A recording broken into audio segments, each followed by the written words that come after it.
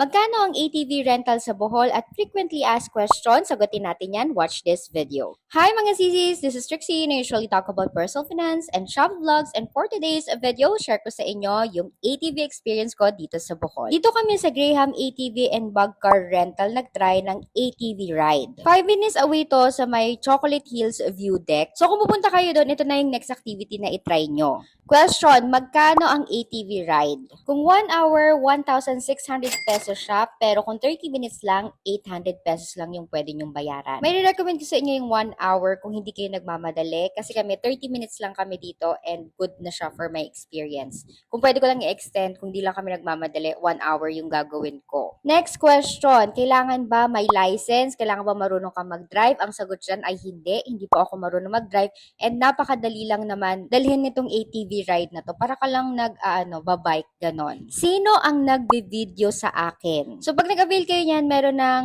tour guide na naka-ATV din. So siya yung magbi-video sa inyo. Ibibigay niyo lang yung phone niyo sa kanya. Another question, safe ba siya? Kasi nga syempre lubak-lubak yan, no? Safe siya mga sisi ko. Yung ATV na ito, dinesign talaga siya para sa lubak-lubak. So safe siya talaga mga sisi ko. Rating ko sa kanya, 11/10. Must try, sa susunod na pupunta ako ng Boracay or sa Rizal, itatry ko rin yung ATV doon kasi talagang nag-enjoy ako dito. If you like this type of video, like and follow for more.